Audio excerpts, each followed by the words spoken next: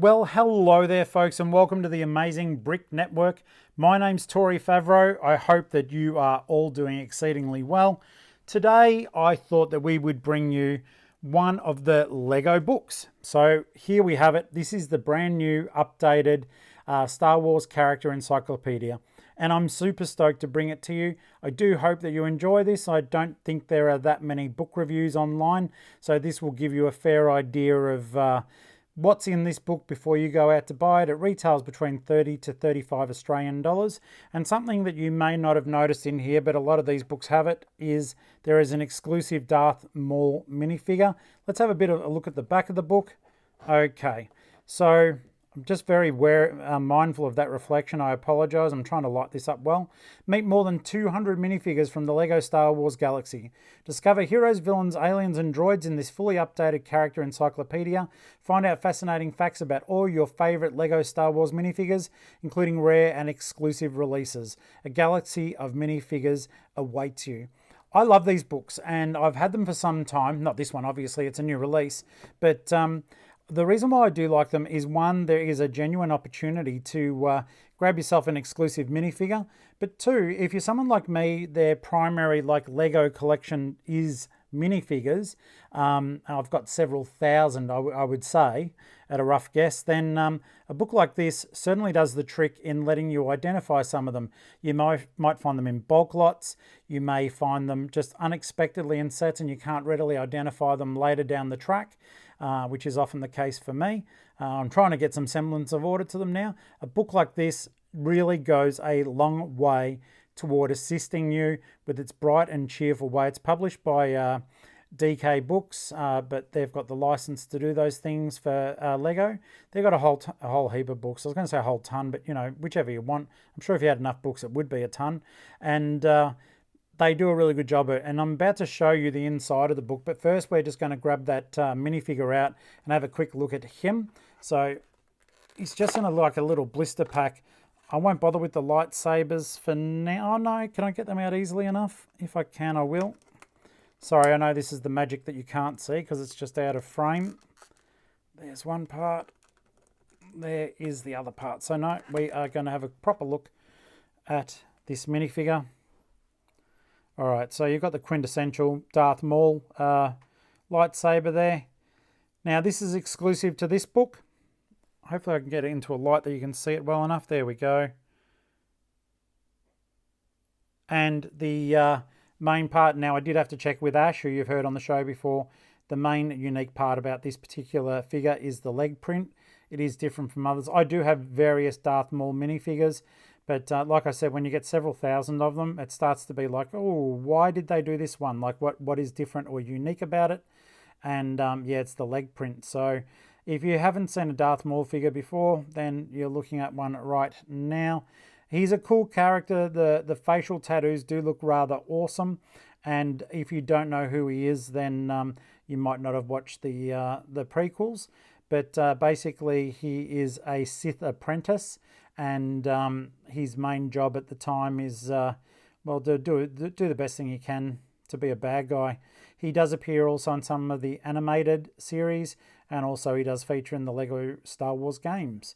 So this is your minifigure. It is exclusive to this set.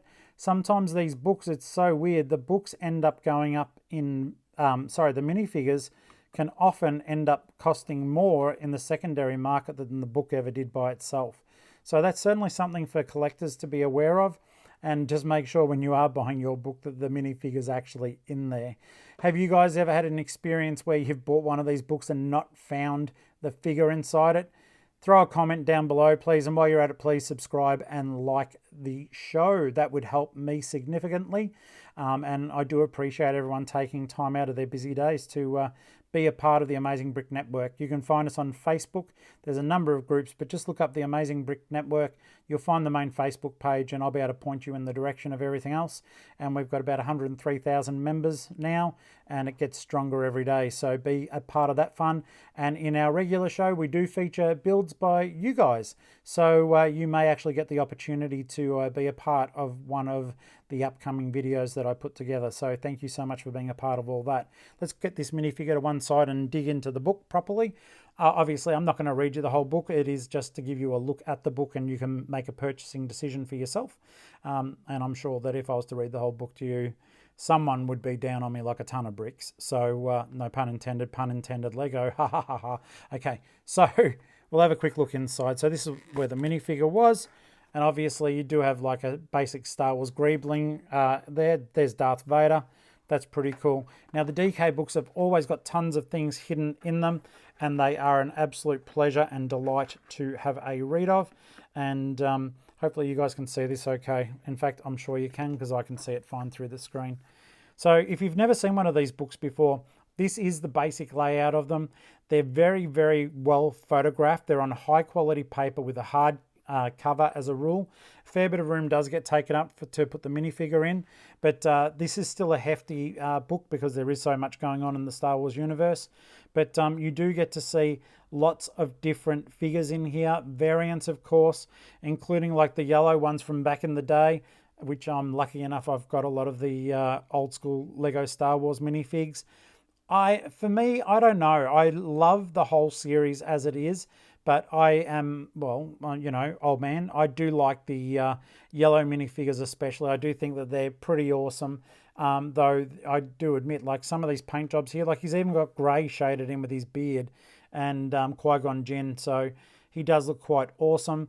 I wouldn't mind that variant there where he does have the breathing mask on the Gungan subset. That would have been pretty cool.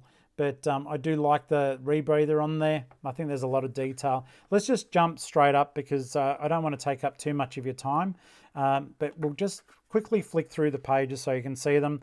The different protocol droid variants. And some of these are extremely difficult to get. In particular, this guy here, or gal I should say, it's a female droid, has actually been printed with chrome. It looks utterly sensational. I would like to get my head on R3PO. I've never owned that. That's from the massive Hoth Echo base set, so certainly one to look out for. But very, very cool. I do love this, and let's get on with it there. Beautiful detail, as you can see, lots of information. And the nice thing about these books is that they're also done in a format that like younger readers, older readers can get into this and really enjoy what they're looking at. It's such a fun series to make your way through.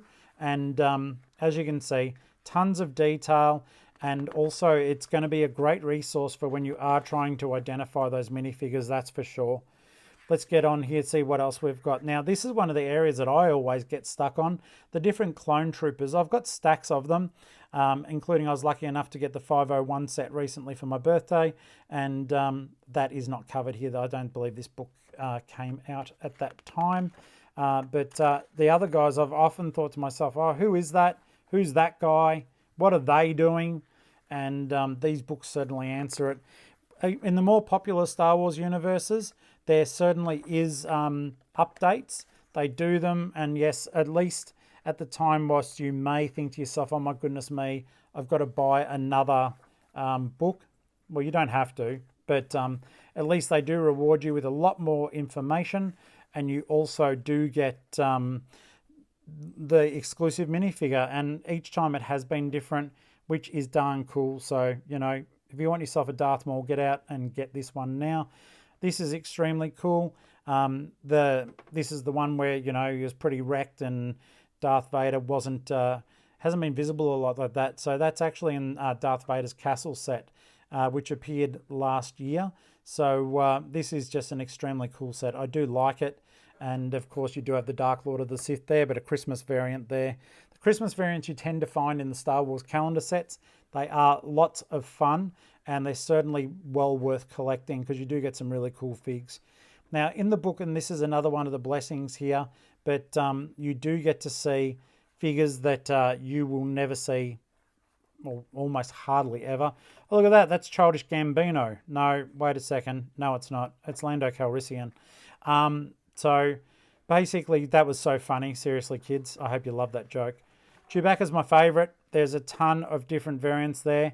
And I absolutely love that variant with him wearing goggles. That is super cool. I don't own that, but see, now that I've seen it for the first time with you, it's something I can look out for. So if you're a completionist and you do want to check them out and work out what you are actually going to collect, there's everything from the most popular figures here all the way through to lesser known rare variants that you can then start to hunt up, because they will give you an idea of what the figure's called, that you can research them properly, and just a great way of finding those exclusives, things that are a little bit hard to get. That these guys at DK have done all the research for you, so it's just a very good reference tool indeed.